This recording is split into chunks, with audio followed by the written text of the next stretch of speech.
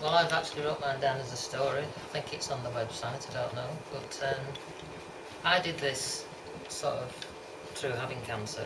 Um, and it took me a while to sort of get all these details down because there was just so much going through at once, really. And I call this Close to the Edge. So it's an emotional journey through cancer, counselling, bereavement and everything else. So here's a brief description of my cancer journey and how I came to be at the crossroads in my life. It's not long, and I think I can get through it quite quick. Right, so they say cancer is a motion roller coaster without the choice of rides.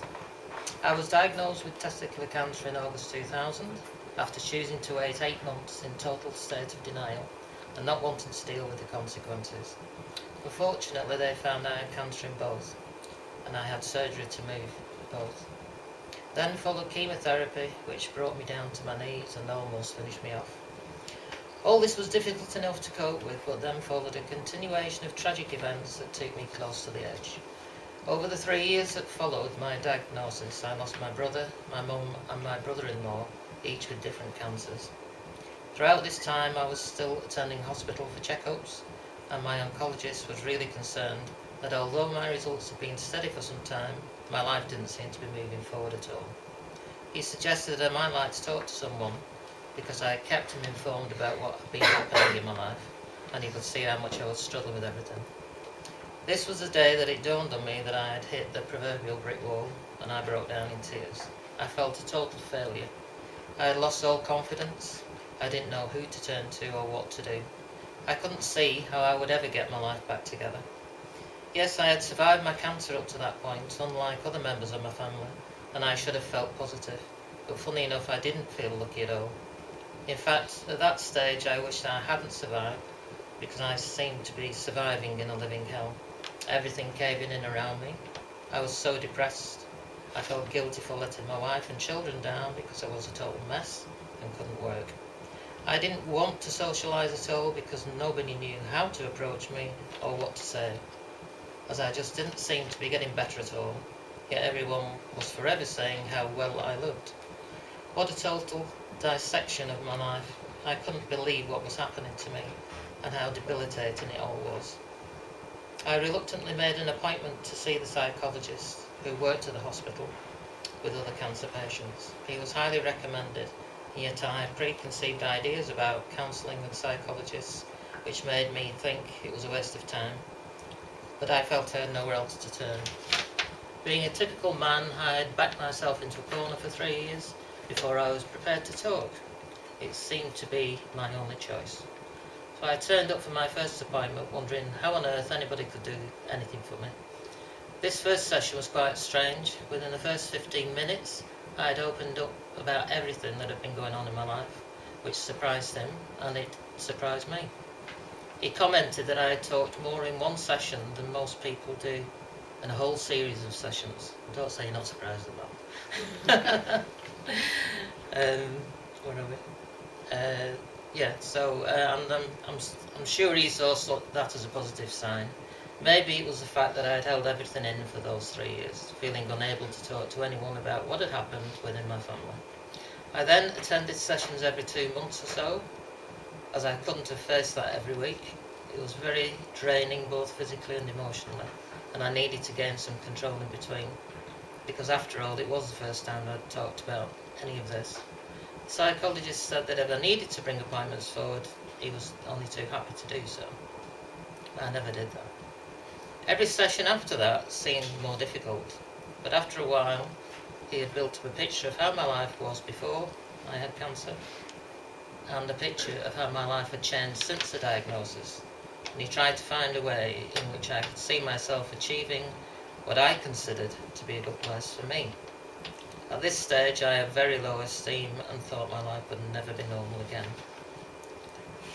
He was very puzzled how I dealt with my depression, and as it ranged from one end of the scale to midpoint, and yet it never took me over the edge, self-harm or suicide. I don't think he could understand my resolve or control, considering all that had happened over the last 3 years. I don't think I understood it either. I just knew that I thought more of my wife and children to put them through that. After all, they had been through enough already. But when you're suffering depression, everything is surreal. Nothing makes sense. But you can't see the way ahead or even how to take the first step. I quickly learned that there was no quick fix. Nobody could put things right for me. I was going to have to work things out for myself, but thankfully with the help of a psychologist. Every session was increasingly hard as I was coaxed into making small steps forward. Eventually I started to feel I had to report something positive, even when that wasn't the case. So I was quite relieved when the 12 months came to an end, because I had given myself 12 months to sort things out, and I suppose it was a starting point.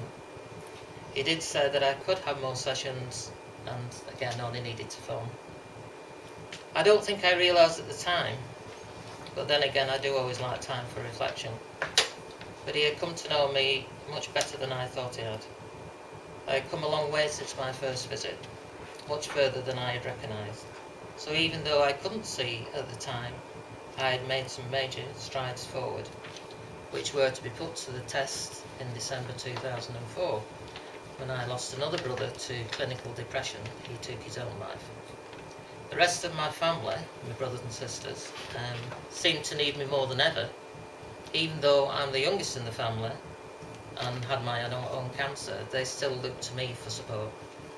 This tragedy first made me angry, because every time I tried to take a step forward, something happened to always knock me back. And that everyone who had cancer in my family had fought to survive, including myself. But they hadn't been so lucky. Yet this brother had made his own choice, or had he? I had known depression and still suffer from it, but obviously not the same as my brother. But it did remind me of how nothing made sense when I was at my worst. This was the turning point in my life. I could either let depression take me back down the path where I had been before, or I could fight. In other words, no choice at all, really. I just got up one morning and said enough is enough, and stopped looking for my life to be normal. It wasn't ever going to be the same as it was before I had cancer. So much had happened to change all that. But I'm going to get on with the life I have left to live, and not only that, I want to change things for other cancer patients and carers, so that they don't have to go through the same turmoil I had to before they open up about how they feel. I really do feel that some sessions need to be added to treatment plans for cancer patients, because I don't think anyone realises how cancer has affected them. And they don't think there is anything to talk about, but it does hit home at some point, and then most of us just bottle it up. Until one day it takes us down the path I know only too well. It's all such a waste of time and energy. I've lost years of my life, and I wouldn't like anyone else to lose precious time that can't be replaced. I hope this account of my personal journey goes some way to helping other people see the way ahead, and also see the value of talking about how they feel and the problems they face. On reflection, all this was very difficult at first, but it's the reason I'm doing the work I do today as a volunteer, helping other cancer patients and carers and professionals see that the emotional side of cancer is just as difficult to deal with as the cancer itself, and sometimes I think it's even harder. Okay, thank you. I hope that